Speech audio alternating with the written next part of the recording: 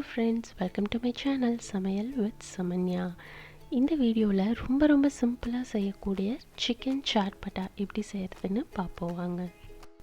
இப்போ இந்த சிக்கனை மேரினேட் பண்றதுக்கு ஒரு 1/2 டீஸ்பூன் அளவுக்கு மஞ்சள்தூள், அடுத்தது காரத்துக்கு 1 டேபிள்ஸ்பூன் அளவுக்கு மிளகாய் தூள், 1 டேபிள்ஸ்பூன் அளவுக்கு தனியாத்தூள், 1 டீஸ்பூன் அளவுக்கு சீரகத்தூள், மிளகுத்தூள் 1 டீஸ்பூன் அளவுக்கு சேர்த்துக்கோங்க.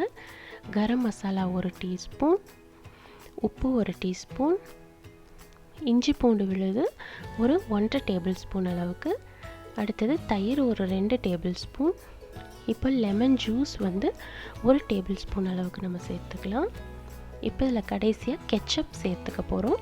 இது வந்து ஒரு 4 டேபிள்ஸ்பூன் வரைக்கும் நம்ம சேர்த்துக்கலாம். இது ஒரு மைல்டான ஸ்வீட் டேஸ்ட் கொடுக்க போகுது. இப்போ இந்த எல்லா பொருட்களோடையும் நான் வந்து 1 கிலோ அளவுக்கு சிக்கனை நான் வந்து சேர்த்துக்கிறேன். நல்லா க்ளீன் பண்ணிவிட்டு அதையும் இந்த பொருட்களோடு சேர்த்து நம்ம நல்லா மிக்ஸ் பண்ணி மேரினேட் பண்ணி எடுத்து வச்சிடலாம். இப்போ இந்த சிக்கனை வந்து நம்ம மேரினேட் பண்ணுறது மினிமம் ஒரு 2 ஹவர்ஸ்னாலும் நம்ம வந்து மேரினேட் பண்ணணும், ஊற வைக்கணும். இல்லை நீங்கள் ஓவர் நைட் வேணும்னாலும் தாராளமாக ஊற வச்சுக்கலாம். இப்போ இதை நல்லா மேரினேட் ஆனதுக்கப்புறமா நம்ம வந்து இதை ஃப்ரை பண்ண போகிறோம்.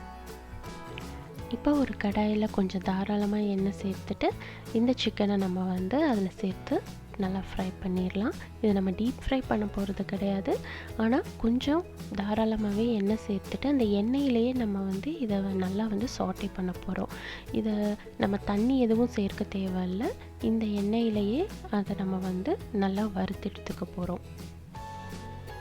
ஒரு 3 to 4 மினிட்ஸ் இந்த எண்ணெயிலேயே நல்லா வதக்கிட்டு அதுக்கப்புறமா நம்ம ஒரு மூடி போட்டு இந்த சிக்கனை வந்து குக் பண்ணிடலாம். அடிக்கடி இடையில வந்து நல்லா கிளறி விட்டுக்கோங்க. ஒரு 15 மினிட்ஸில் இது கம்ப்ளீட்டாகவே நல்லா குக் ஆயிரும். முடிஞ்ச வரைக்கும் இந்த சிக்கன் வந்து பார்த்திங்கன்னா அந்த சிக்கன்லேருந்து வெளிவர எசன்ஸ்லேயே குக் பண்ணுங்கள். நீங்கள் எக்ஸ்ட்ராவாக தண்ணி எதுவும் ஆட் பண்ணாமல் குக் பண்ணிக்கோங்க. இப்போ ஒன்ஸ் சிக்கனில் நல்லா இப்போ குக் ஆனதுக்கப்புறமா இப்போ பாருங்கள் இன்னும் கொஞ்சம் தண்ணி மட்டும்தான் இருக்குது. ஸோ அது நல்லா எவாப்ரேட் ஆகிற வரைக்கும் நல்லா வந்து ஓப்பனாக வச்சு குக் பண்ணிக்கோங்க. கடைசியாக அதில் கொஞ்சமாக கொத்தமல்லி இலை சேர்த்துட்டு ஒரு 5 மினிட்ஸ் வதக்குனீங்கன்னா அந்த சிக்கனில் இருக்கிற தண்ணியும் எவாப்ரேட் ஆகி அது நல்லா ட்ரையாக வந்துடும். இப்போ பாருங்கள் இந்த சிக்கன் நல்லா ரோஸ்ட் ஆயிடுச்சு. நம்மளோட சூப்பரான சிக்கன் சாட்பட்டா இப்போது ரெடி. ரொம்ப சிம்பிளான ஒரு மேரினேஷனில் ஈஸியாக 15 மினிட்ஸில் குக் பண்ணக்கூடிய இந்த சிக்கன் சாட்பட்டாவை கண்டிப்பாக நீங்களும் ட்ரை பண்ணி பாருங்கள்.